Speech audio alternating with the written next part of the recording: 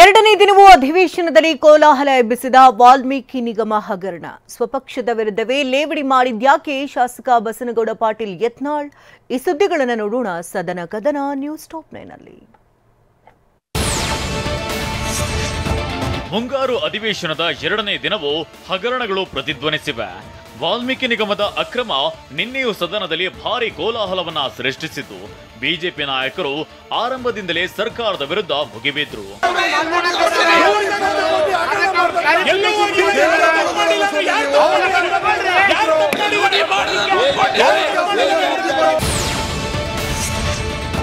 ಮುಖ್ಯಮಂತ್ರಿಗಳು ಬೆಳಿಗ್ಗೆ ಕಲಾಪದಲ್ಲಿ ಇರದೇ ಇದ್ದಿದ್ದಕ್ಕೆ ಬಿಜೆಪಿ ಸದಸ್ಯರು ಕೆಂಡಾಮಂಡಲರಾದ್ರು. ಈ ಪ್ರಕರಣದಲ್ಲಿ ಮುಖ್ಯಮಂತ್ರಿಗಳ ವಿರುದ್ಧವೇ ಆರೋಪ ಕೇಳಿ ಬಂದಿದೆ. ಆರ್ಥಿಕ ಇಲಾಖೆ ಮೇಲೆ ನೇರ ಆರೋಪವಿದೆ. ಮುಖ್ಯಮಂತ್ರಿಗಳು ಬರಬೇಕು ಅಂತ ಪಟ್ಟು ಹಿಡಿದ್ರು.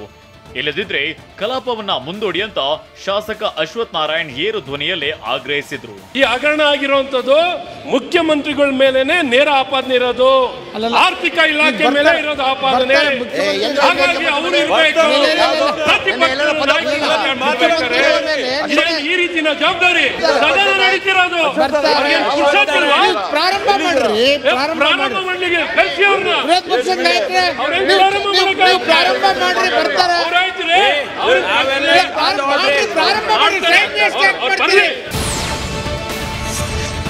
ಅಶ್ವಥ್ ನಾರಾಯಣ್ ಮಾತಿಗೆ ಉಪಮುಖ್ಯಮಂತ್ರಿ ಡಿಕೆ ಶಿವಕುಮಾರ್ ತಿರುಗೇಟು ನೀಡಿದ್ರು. ನೀನು ಮಾಡಬಾರದನ್ನ ಮಾಡಿರೋದಕ್ಕೆ ನಾವು ಈಗ ಇಲ್ಲಿ ಕೂತಿರೋದು ಅಂತ ಏಕವಚನದಲ್ಲಿ ಗುಡುಗಿದ್ರು. ಲೂಟಿ ಮಾಡೋದ್ರಲ್ಲಿ ಅಶ್ವಥ್ ನಾರಾಯಣ್ ಪಿತಾಮಹ ಅಂತ ಕುಟುಕಿದ್ರು. ಈ ವೇಳೆ ಸದನದಲ್ಲಿ ಮಾತಿನ ಸಮರವೇ ನಡೆಯಿತು.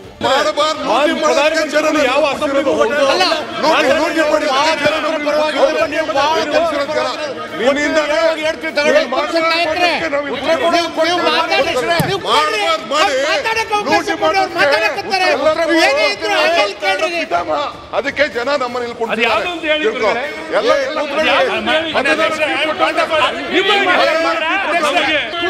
ಮೇಲಿಂದ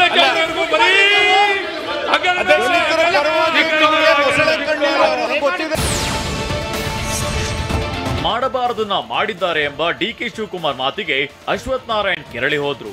ನನ್ನ ಹೆಸರು ಹೇಳಿ ಆರೋಪ ಮಾಡಿದ್ದಾರೆ, ನಾನೇನು ಮಾಡಬಾರದನ್ನ ಮಾಡಿದ್ದೇನೆ ಹೇಳಿ ಅಂತ ಪಟ್ಟು ಹಿಡಿದ್ರು. ಈ ವೇಳೆ ಡಿಕೆ ಮತ್ತು ಅಶ್ವಥ್ ನಾರಾಯಣ್ ಮಧ್ಯೆ ಭಾರಿ ವಾಗ್ಯುದ್ಧವೇ ನಡೆಯಿತು.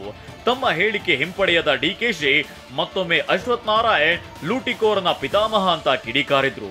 ಉಪಮುಖ್ಯಮಂತ್ರಿಗಳ ಹೆಸರು ಹೇಳಿ ಆಪಾದನೆ ಮಾಡಿದ್ದಾರೆ. Hit and run. ಅವ್ರು ಯಾರಿಗೂ ಹೇಳ್ತಿರು ಹಿಟ್ ಅಂಡ್ ರನ್, ಇವ್ರು ಹಿಟ್ ಅಂಡ್ ರನ್ ಅಲ್ಲ,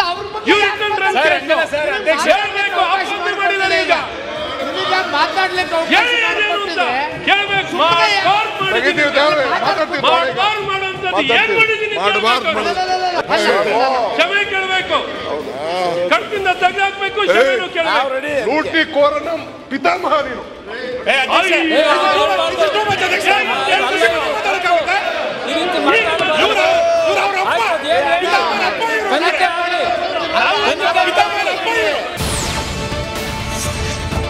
ವಾಲ್ಮೀಕಿ ನಿಗಮದ ಕೇಸ್ ಸಿಬಿಐ ತನಿಖೆಗೆ ವಹಿಸಬೇಕು ಅಂತ ಪ್ರತಿಪಕ್ಷ ನಾಯಕ ಆರ್ ಅಶೋಕ್ ವಿಧಾನಸಭೆಯಲ್ಲಿ ನಿನ್ನೆ ಆಗ್ರಹಿಸಿದ್ರು. ಹಣಕಾಸು ಸಚಿವರು ಆಗಿರುವ ಮುಖ್ಯಮಂತ್ರಿ ಸಿದ್ದರಾಮಯ್ಯ ಅವರೇ ಈ ಅಕ್ರಮದ ನೇರ ಹೊಣೆ ಹೊರಬೇಕು, ನೈತಿಕ ಹೊಣೆ ಹೊತ್ತು ತಮ್ಮ ಮುಖ್ಯಮಂತ್ರಿ ಸ್ಥಾನಕ್ಕೆ ರಾಜೀನಾಮೆ ನೀಡಬೇಕು ಅಂತ ಆಗ್ರಹಿಸಿದ್ದಾರೆ. ಈ ಅಕ್ರಮ ಏನಿದೆ ಸಿಬಿಐ ತನಿಖೆ ಆಗ್ಬೇಕು. ಸಿಬಿಐ ತನಿಖೆ ಪೂರ್ತಿ SIT ಆಗ್ತಾ ಇದೆ, ಜೊತೆ ವಸೂಲು ಮಾಡಬೇಕು, ಬಿಡುಗಡೆ ಮಾಡಬೇಕು. ಸಿಬಿಐ 3 ತನಿಖೆಗಳು ಬೇಕಾ ಅವಶ್ಯಕತೆ ಇರಲ್ಲ, ಆಗಬೇಕು. ಇದು ಫೈನಾನ್ಸ್ ಡಿಪಾರ್ಟ್ಮೆಂಟ್ ಬರೋದ್ರಿಂದ ಮುಖ್ಯಮಂತ್ರಿಗಳು ನೈತಿಕ ಹೊಣೆಯನ್ನು ಹೊರಬೇಕಾಗ್ತದೆ. ಕಾನೂನು ಪ್ರಕಾರ ನಿಮಗೆ ಕಾನೂನು ಪ್ರಕಾರ ಬರ್ತದೆ, ಅಪರಾಧಿ ಈ ಸರ್ಕಾರನೇ.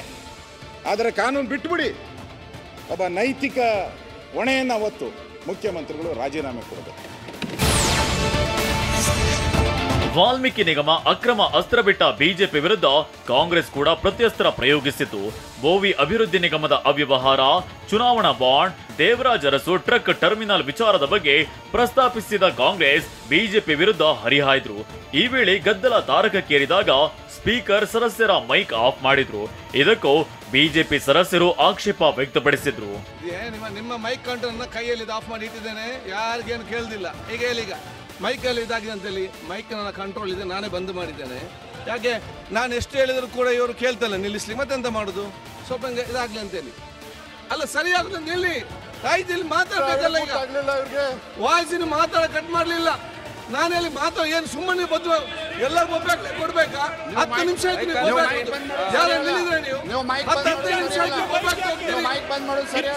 ಯಾರಿಗಾರು ನೋಡಿ ನಾವು ಮಾತಾಡ್ಲಿಕ್ಕೆ ಎಲ್ಲರಿಗೂ ಅವಕಾಶ ಇದೆ. ವಿಧಾನಸಭೆಯಲ್ಲಿ ಚರ್ಚೆ ವೇಳೆ ಬಿಜೆಪಿ ಶಾಸಕ ಬಸನಗೌಡ ಪಾಟೀಲ್ ಯತ್ನಾಳ್ ಸ್ವಪಕ್ಷದ ವಿರುದ್ಧವೇ ಲೇವಡಿ ಮಾಡಿದ್ರು. ಬಿಜೆಪಿಯಿಂದ ಉಗ್ರ ಪ್ರತಿಭಟನೆ, ರಾಜ್ಯ ಸರ್ಕಾರ ಗಡಗಡನೂ ಇಲ್ಲ ಬಡಬಡನೂ ಇಲ್ಲ ಅಂತ ವ್ಯಂಗ್ಯವಾಡಿದ್ರು. ಪ್ರತಿಭಟನೆ ನಂತರ ಅಶೋಕ್ ಸಿಎಂಗೆ ಕರೆ ಮಾಡ್ತಾರೆ, ತಪ್ಪು ತಿಳಿದುಕೊಳ್ಬೇಡಿ ಸರ್, ಮೇಲಿನವರ ಒತ್ತಡವಿತ್ತು, ಹೈಕಮಾಂಡ್ ಒತ್ತಡ ಅಂತಾರೆ ಅಂತ ಹೇಳಿದ್ದು ಅಚ್ಚರಿಗೆ ಕಾರಣವಾಯಿತು. ಇನ್ನು ಮುಡಾ ಅಕ್ರಮ ವಿರುದ್ಧ ಸದನದಲ್ಲಿ ಅಹೋರಾತ್ರಿ ಧರಣಿಗೆ ಪ್ಲಾನ್ ಮಾಡಿರೋ ಬಗ್ಗೆಯೂ ಶಾಸಕ ಯತ್ನಾಳ್ ಸ್ವಪಕ್ಷದ ವಿರುದ್ಧ ಲೇವಡಿ ಮಾಡಿದ್ರು. ನಮ್ಮವರು ಅಹೋರಾತ್ರಿ ಧರಣಿ ಮಾಡಲು ಮುಂದಾಗಿದ್ದಾರೆ, ನಾಟಕ ಮಾಡಿಕೊಂಡು ಸ್ಥಳಕ್ಕೆ ಸ್ಪೀಕರ್ ಅವರು ಬರ್ತಾರೆ, ಗೃಹ ಸಚಿವರು ಬರ್ತಾರೆ, ಊಟ ಬರುತ್ತೆ, ಅಲ್ಲಿಗೆ ಮುಗೀತು ಅಂತ ಕುಹಕವಾಡಿದ್ರು. ವಿಧಾನ ಪರಿಷತ್ನಲ್ಲೂ ವಾಲ್ಮೀಕಿ ನಿಗಮ ಹಗರಣ ಸದ್ದು ಮಾಡ್ತು. ನಾಗೇಂದ್ರ ಜೊತೆ ಇರುವ ನೆಕ್ಕುಂಟಿ ನಾಗರಾಜ್ ಫೋಟೋ ತೋರಿಸಿದ ಸಿಟಿ ರವಿ ವಾಗ್ದಾಳಿ ನಡೆಸಿದ್ರು. ಈ ವೇಳೆ ಕಾಂಗ್ರೆಸ್ ಸದಸ್ಯರು ರಾಮುಲು ಜೊತೆ ಇರುವ ಫೋಟೋ ತೋರಿಸಿ ತಿರುಗೇಟು ನೀಡಿದ್ರು. ನೆಕ್ಕುಂಟಿ ನಾಗರಾಜ್ ಅವನು ಬಿಜೆಪಿ ಕಾರ್ಯಕರ್ತ ಅಂತ ಹೇಳಿದ್ರು. ಬಿಜೆಪಿ ಕಾರ್ಯಕರ್ತ ಮಾನ್ಯ ಸಭಾಪತಿಗಳೇ, ನಿಮಗೆ ಕಳಿಸ್ಕೊಡ್ತೀನಿ ನೋಡಿ. ಇದರಲ್ಲಿರೋನು ಆ ಬ್ಲೂ ಶರ್ಟ್ ನೆಕ್ಕುಂಟಿ ನಾಗರಾಜ್. ಸನ್ಮಾನ್ಯ ನಾಗಿ ಕಳಿಸ್ತೀನಿ ಸರ್. ಇದು ಹೇಗೆ ಅಂದ್ರೆ ಸಭಾಪತಿಗಳೇ ಅಂದ್ರೆ ಹಗರಣಕ್ಕೆ ಎಷ್ಟು ತಯಾರಿ ನಡೆದಿತ್ತು, ಹಗರಣ ಮುಚ್ಚಾಕಕ್ಕೂ ಅಷ್ಟೇ ತಯಾರಿ ನಡೆದಿದೆ. ಹಗರಣ ನಡೆಸೋದಕ್ಕೆ ಈ ಭ್ರಷ್ಟ ಸರ್ಕಾರ ಎಷ್ಟು ತಯಾರಿ ನಡೆಸಿತ್ತು, ಹಗರಣ ಮುಚ್ಚಾಕಕ್ಕೂ ಅಷ್ಟೇ ತಯಾರಿ ನಡೆಸಿದೆ. ಇಲ್ಲಿ ಸನ್ಮಾನ್ಯ ಉಪಮುಖ್ಯಮಂತ್ರಿ ಬಿಜೆಪಿ ಕಾರ್ಯಕರ್ತ